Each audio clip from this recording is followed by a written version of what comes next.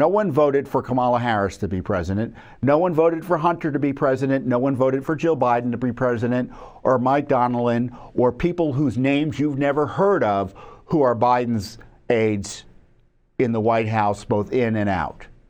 No one voted for them to be president. We didn't vote for Obama to be president again, or whoever was running things behind the scenes. I don't know. We should just presume the worst.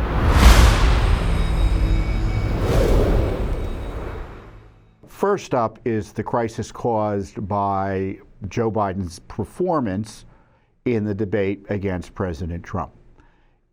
It's something that is no surprise to any serious person, anyone with two eyes, two brain cells, who have been watching Biden since, frankly, since before he became president of the United States. Many of us thought he didn't have the capacities to be president, not because we didn't like his politics, but because of his age-related, or I don't know what caused his cognitive decline. Could be age, could be something else.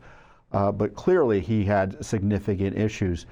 And, you know, I raised this issue almost from the moment he was elected. The first major speech I gave at CPAC a few months after he was sworn into office highlighted these cognitive challenges, and of course the other challenges caused by the corruption of the DC-centric party that was taking over. Let's go to that. I guess I had a tweet about it, and then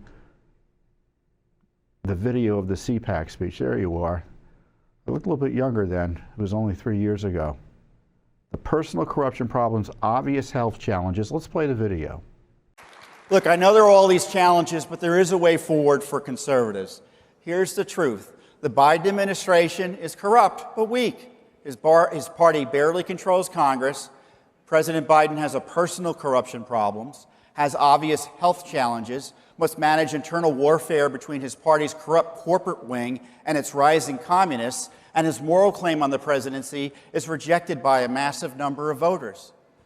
But there are many loser Republicans who also have contempt for our concerns about swamp corruption, election integrity, our borders, and accountable and constitutional government. So it is Judicial Watch to the rescue. We know what to do. Sue them. Demand answers. Tell the truth. Protect citizens under the law. Defend the Constitution. Expose corrupt politicians of both political parties.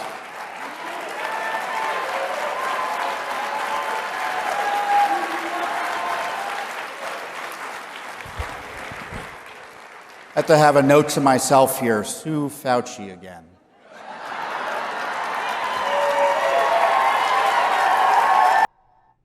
Imagine if the opposition had followed Judicial Watch's lead on all of these issues, and it's really come to a head with Biden's debate performance. We were told any questions about his, and as I've noted recently, he seems to have accelerated, his decline has accelerated with his performances and wanderings in abroad, and news reports out of the Wall Street Journal, largely ignored by the other media, about his failures cognitively in dealings with people and foreign leaders.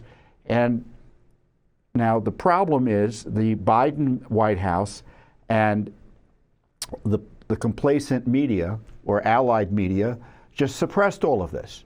You know, not everyone watches the cheap fakes, right, that the White House spokespeople had put out there, saying they were cheap fakes when there were videos of him wandering or stuttering or doing whatever he did, suggesting a cognitive challenge.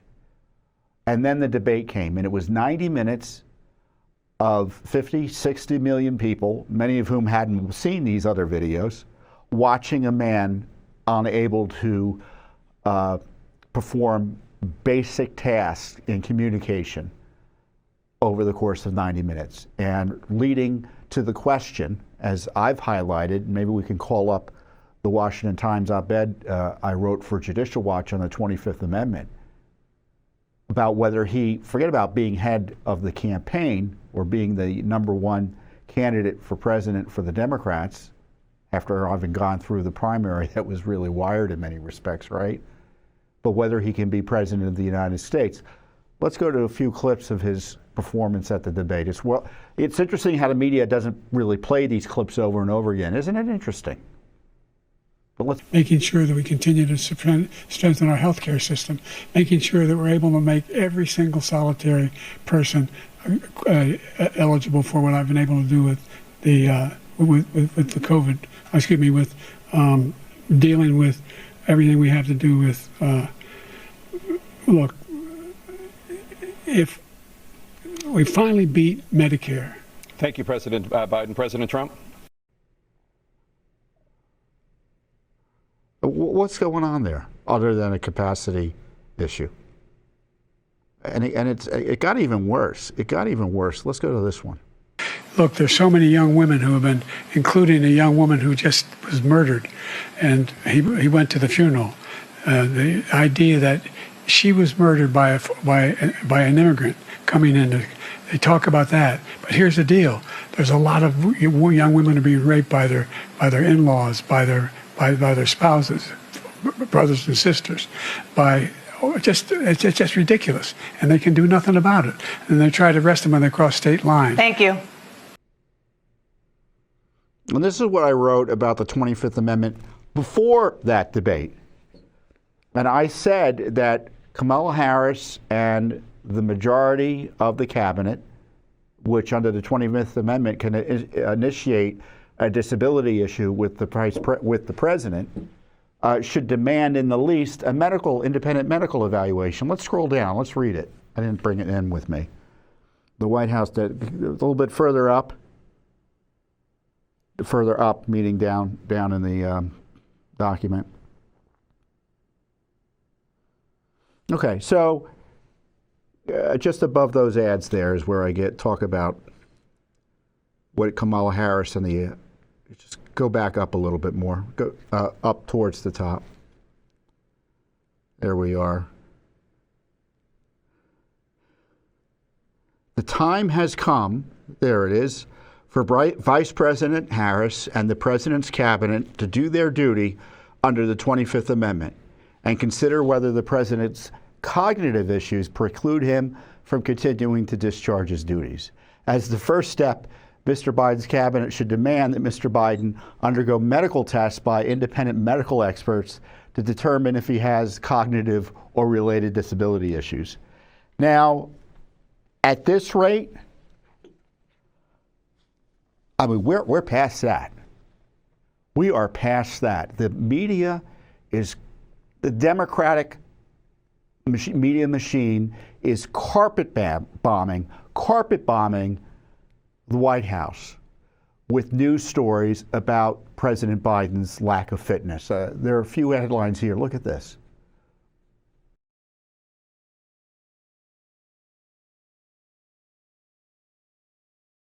Replace Joe Biden. Biden cannot go on like this. Biden must step aside now. New York Times called on him to resign. In the Washington Post today, one of the stories that I thought we were going to pull up, they talk about Biden not having, what was it in the Washington Post? Let me get the headline here. Wall Street Journal, I know, while I'm looking for this headline, I do remember, had a story about how foreign leaders have noticed his decline. So it's obviously a national security issue. So we're well past the need for an independent medical evaluation because the American people had their evaluation during the debate. Biden's aging is seen as accelerating. Let's go to that story.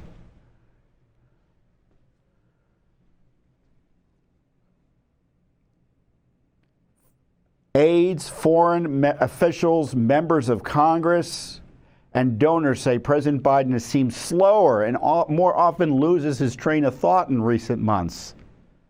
Although close aides insist he remains mentally sharp. Who are those close aides? Hunter? Guess what? You want to know what the Biden administration's on its last legs? Hunter Biden has been allowed into the White House to sit in on senior staff meetings.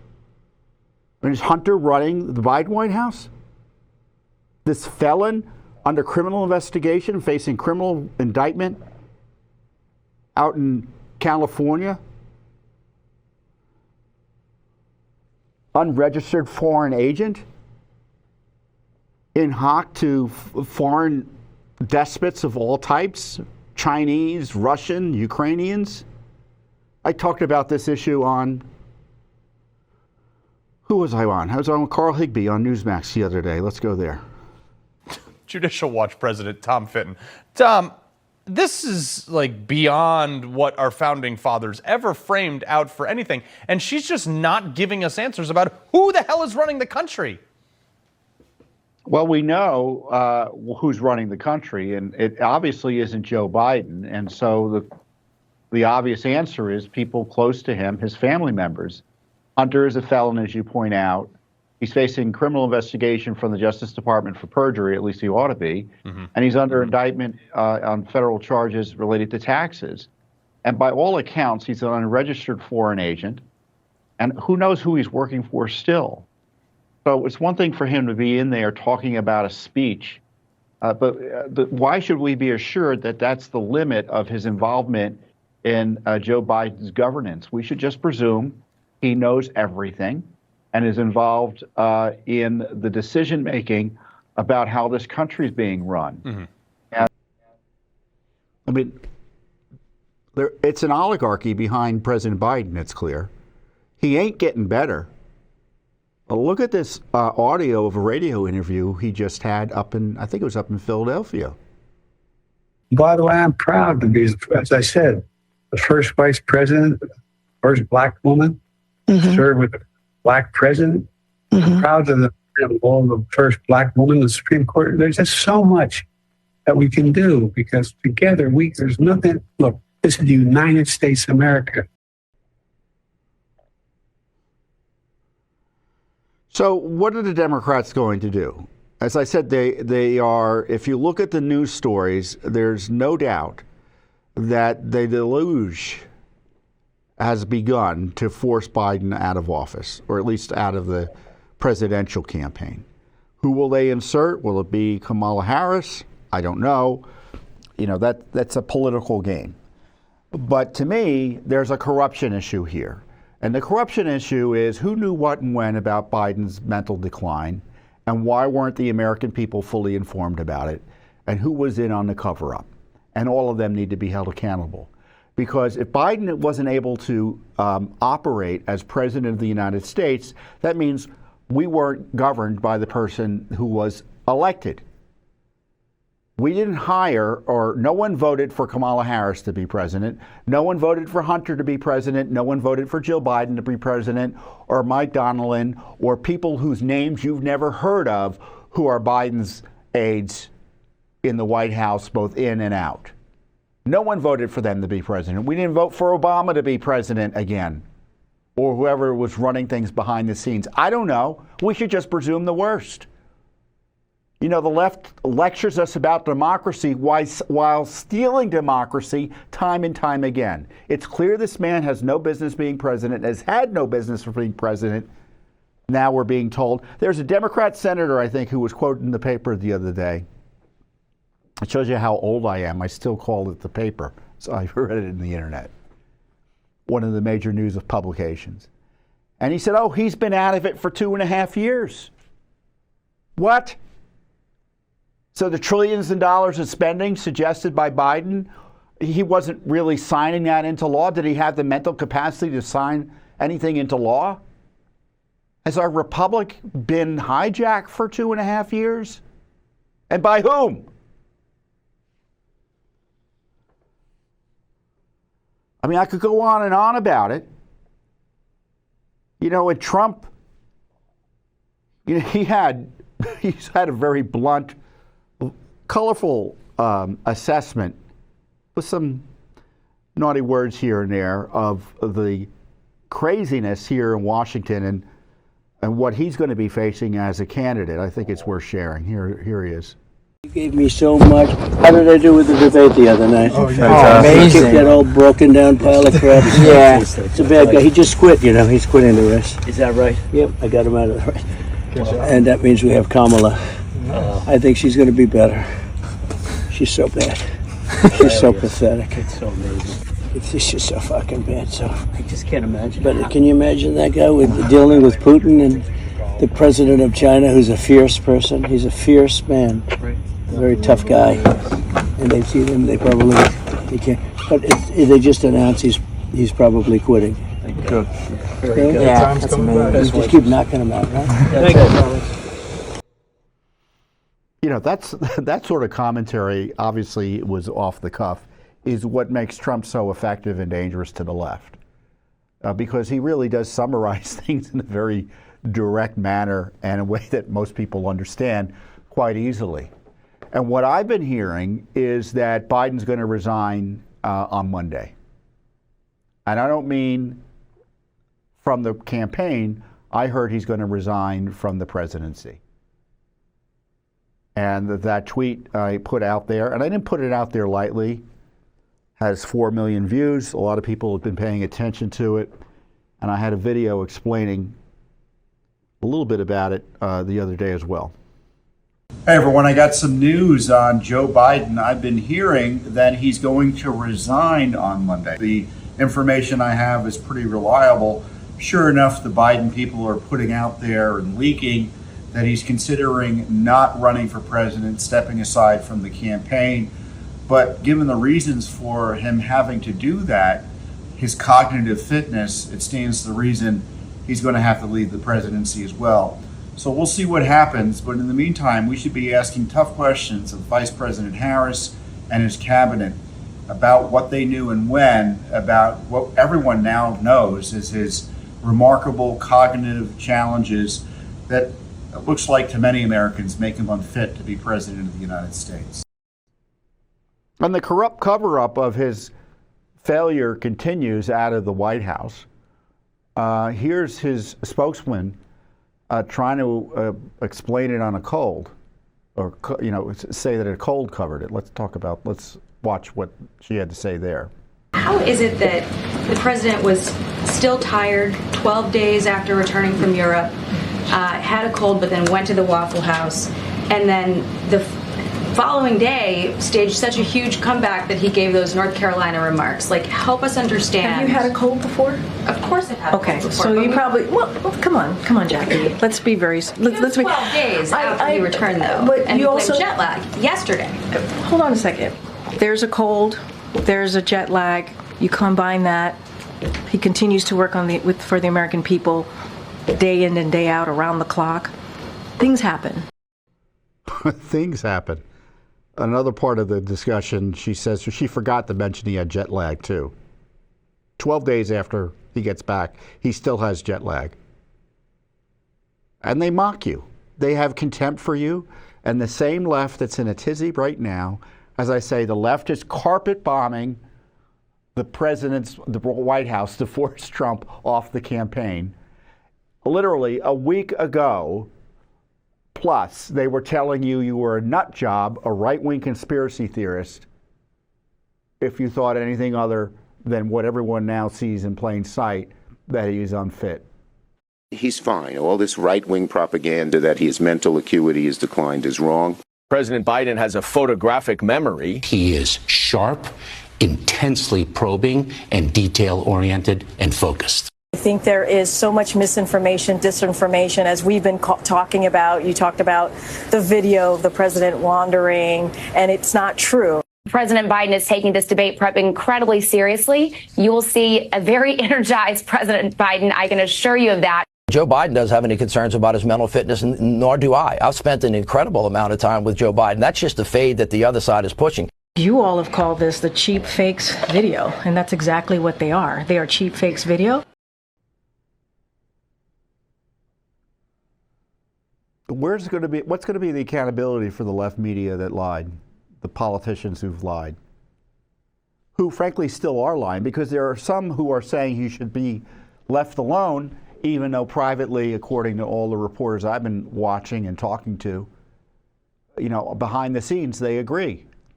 They don't say Tom Fitton's right, but they certainly agree with the American people. I think there was a polling. I don't know if we're going to play that video. Do we have the video of the CBS poll? Reaction to the first presidential debate of 2024. The number of voters who say President Biden has the cognitive ability to serve has dropped from 35% earlier this month to 27% after the debate. That's the lowest number since CBS began asking voters that question last September. Nearly 3/4 of all registered voters now say he shouldn't be running.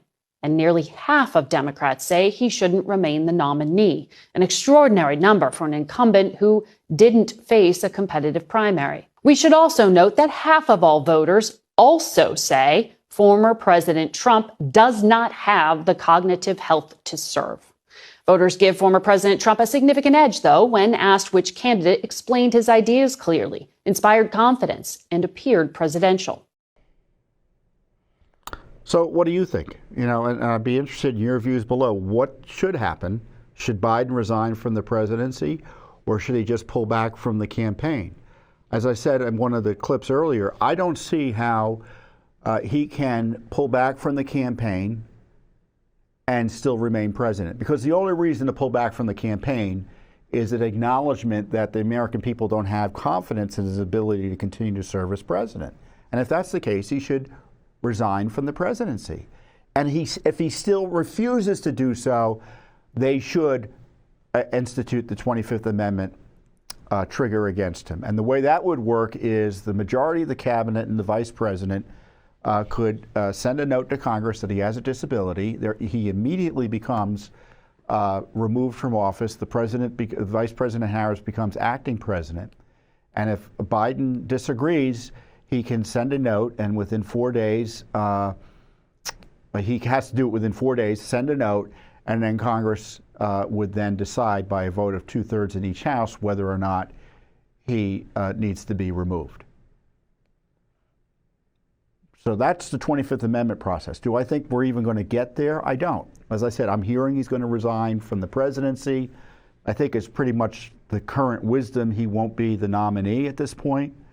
Really extraordinary developments. And it didn't have to be this way.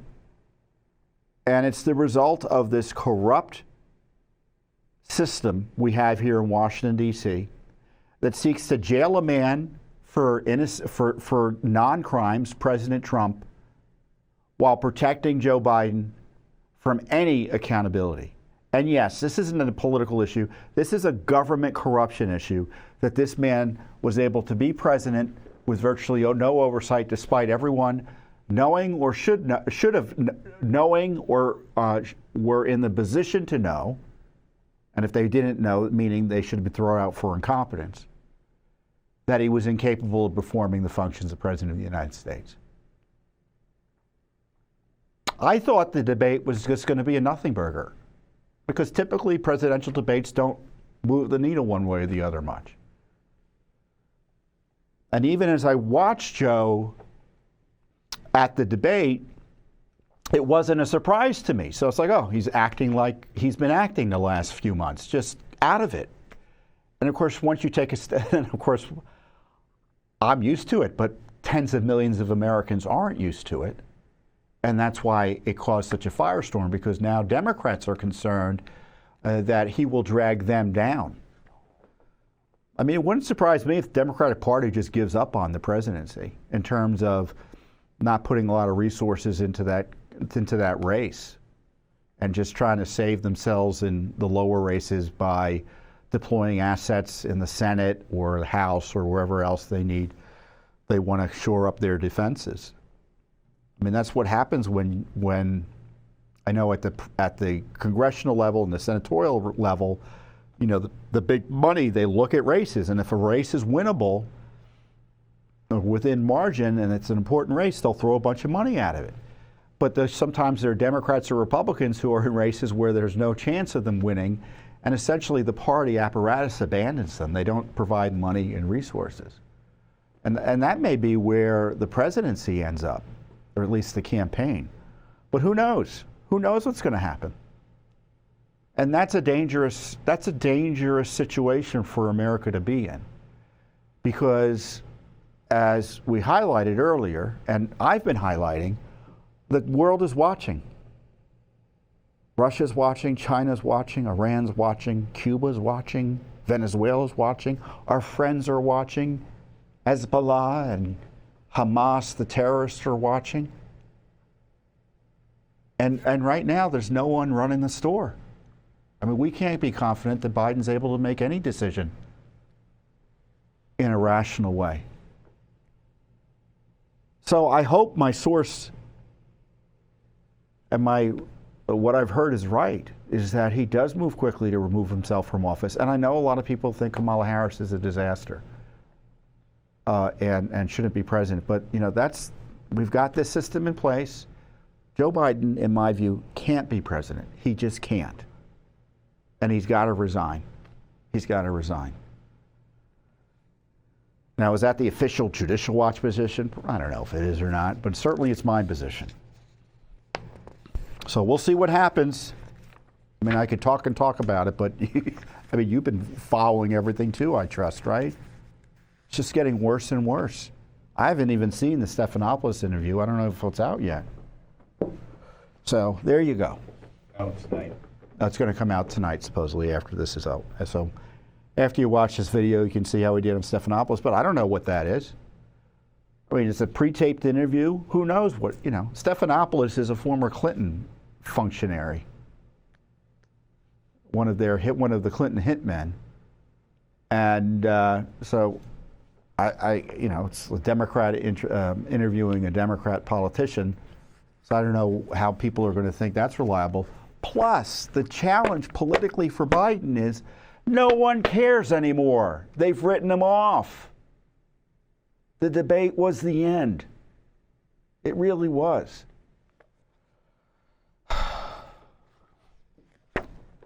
So let's see what happens next week. In the meantime, pray for America. Really, pray for America. Thanks for watching. Don't forget to hit that subscribe button and like our video down below.